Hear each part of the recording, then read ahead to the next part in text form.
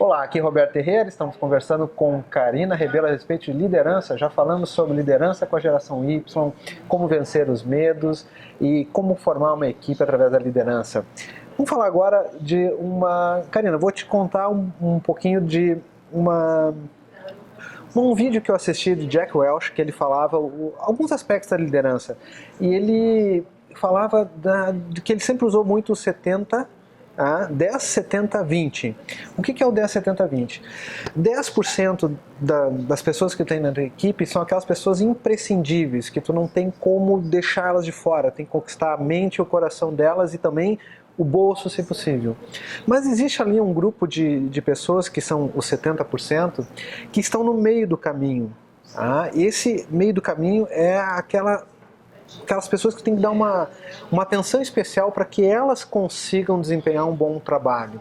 E existe aqueles 20% de baixo que ele considerava que essas tu tem que tirar da equipe, porque elas vão atrapalhar o desenvolvimento. A pergunta que eu quero te fazer é, os 20% que tem que tirar parece que estão claros, não serve, o líder identificou, não se adapta, retira. Os 10% que são imprescindíveis parece que já estão ali identificados. Como lidar com aquela faixa do meio, que ainda é uma faixa que precisa ser treinada, precisa ser qualificada, que ainda não atingiu a performance alta e também não é aquela que tu quer se desfazer? Como lidar com esse meio do campo que precisa liderar, precisa desenvolver, precisa capacitar?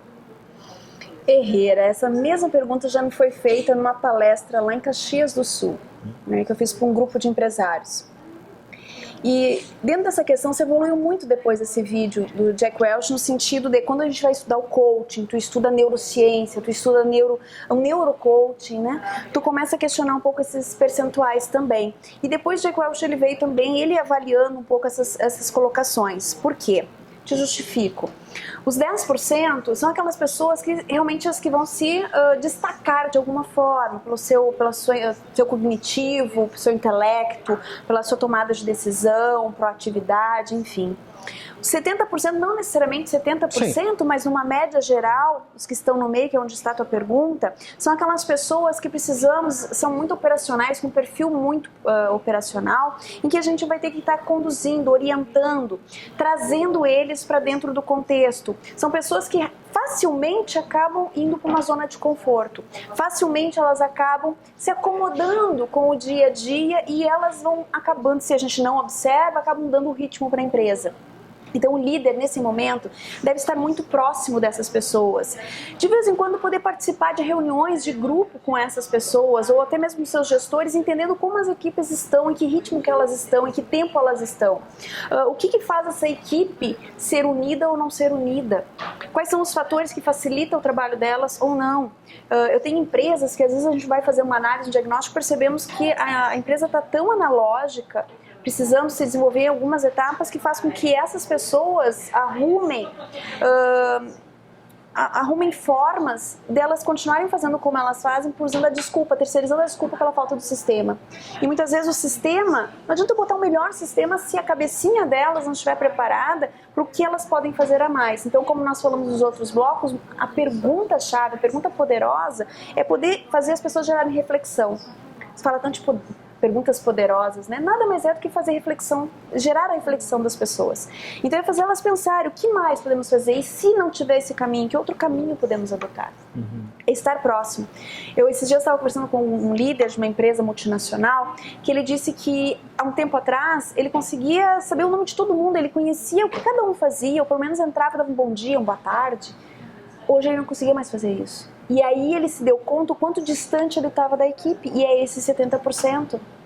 No momento que ele começou a se aproximar, entender um pouco mais, às vezes é um simples bom dia, um simples boa tarde, né? Vendo que tem uma dificuldade, chamando eles para poder conversar, ou com o próprio gestor, né? Tentando entender a equipe, faz com que a equipe comece a ver, opa, eu tenho que me desenvolver, opa, tem oportunidades, opa, eu posso participar um pouco mais, colaborar um pouco mais, sair da zona de conforto. É uma equipe que precisa ser cutucada constantemente.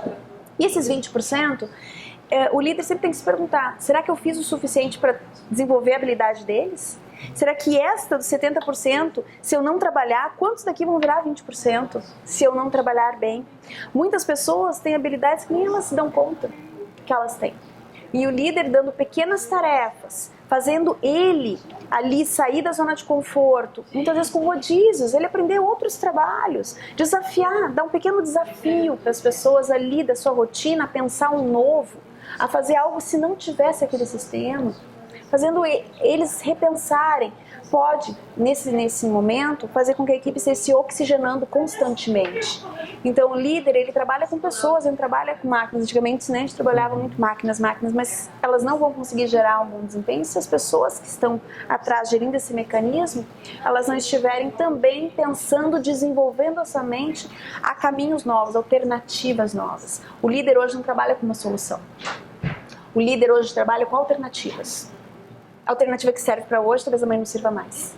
Então, e se você fosse desafiado? Gestor, como você está despertando isso na sua equipe? No momento que eu trabalho a minha gerência com esse perfil, esse propósito, automaticamente eu faço esse trabalho cascata com a minha equipe. Helena, muito bem. Estamos conversando com Karina Rebelo a respeito sobre liderança. Não perca o próximo bloco.